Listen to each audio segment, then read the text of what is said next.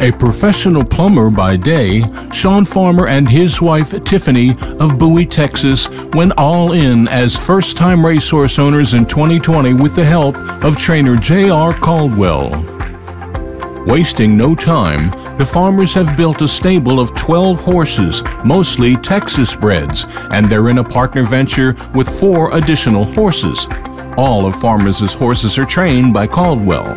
In their first full year of ownership in 2021, Farmers Fillies Racing earned $460,000. In 2022, winnings soared to more than $600,000. Here is the story of the Farmers' rise in Texas Thoroughbred racing with JR Caldwell and their lead track star, Texas-bred Algebra.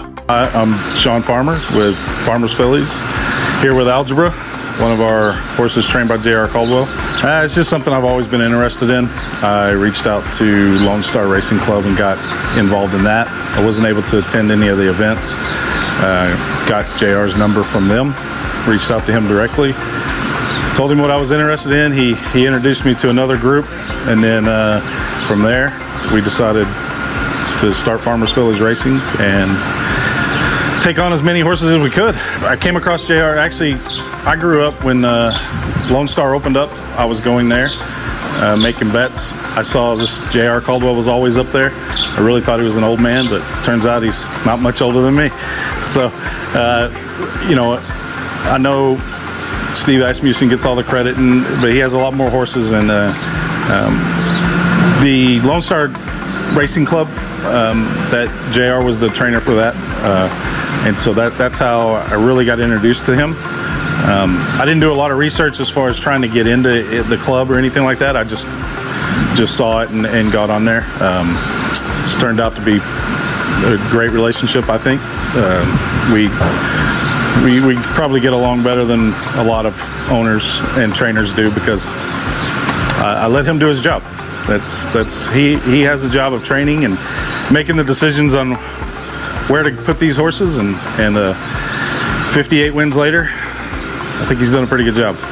It's about the people, the friendships, he's more like a family, a friend, a brother to me now than more of a client, you know. And to see, you know, when I first introduced him to more horses, you could see that there's hesitation. There's hesitation all for him, and I told him, I'll take care of you. You just enjoy the ride, have fun, do it. I trust him. You know, I'm a plumber. I don't want him coming and telling me how to plumb, so I let him do the training, the shopping, make the decisions on where we race and who races what. So you were a horse player originally? Yes, sir. And did you always have an interest in wanting to own a racehorse? I have. You know, I just never knew how to get into it, to be honest with you. There's not a lot of information out there. A couple of years ago, I think it's getting better now. The information that I could find was always California-based racing groups and, you know, different things like that. Well, I wanted to see my horse. I wanted to be able to come and watch them race. And, you know, I tell the story that the horses now are like my kids. I don't even really bet on them that much, because, you know, my son was playing baseball up until 2020. COVID took his senior season away. I didn't have anything to do anymore. I couldn't watch baseball, so got into the horses, and now, you know, they're like my kids. I like to enjoy watching them. I get nervous. I get a pit in my stomach. That it was you know, last year down here with Lethal Move, getting the stakes victory was, I was pretty nervous, and even more nervous up in Lone Star with Algebra. Algebra on the inside has taken over the lead. Then Mac Be Quick, quarterback Dak on the outside with a final try. Algebra digs down deep. Here is quarterback Dak. Algebra does it again. He's 3 for 3 this meet, and he takes the Wayne Hanks Memorial by a half length. Winning is exciting. Being competitive is one thing. You always want to be competitive. You don't want to see your horse come around. You don't want to see him get hurt. So as long as they make it through there, that's fine. But JR always asks me, who's your favorite horse? And besides Algebra here, I always tell him the next one that wins.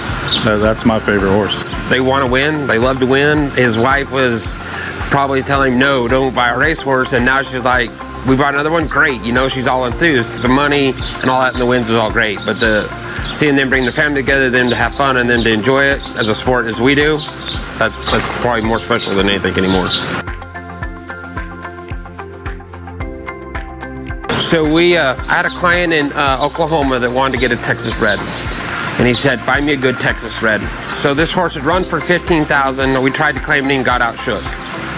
I had tried to claim him for $20 and got outshook and didn't get him. This owner said he wanted a good one. I said, I know this horse. He's in for $25. Let's do it. He looked at me and says, man, he's a nice horse. Let's do it. I said, okay. So no problem. In which helps me do my business is Shawn gives me the green light to do what I need to do. So there's never no pressure whether I get one or I don't get one or just handle business.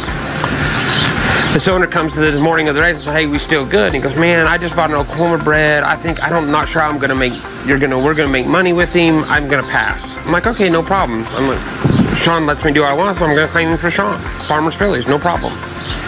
He goes, all right. So I claimed the horse. He wins. We didn't have to shake for him.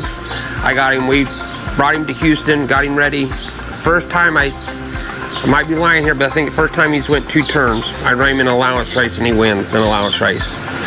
The owner that passed on him texted me and says, I guess you found a way to make money with him. So it's kind of been our joke ever since. So every time he's run. 160,000 since we claimed him? Yeah, he said yes. He knows his numbers. So it was nice to have such a good claim, and it turned out so well for the farmers. And so far this year he's run good for us, and we're expecting a big race out of him tomorrow. So a couple years in the legislation, the money come in, I changed my focus from going to maybe to Kentucky and Oklahoma and doing that to where I'm gonna strictly focus on Texas breds and racing in Texas and trying to win all them races I can. And so I've tried to gather up the best Texas breds I can.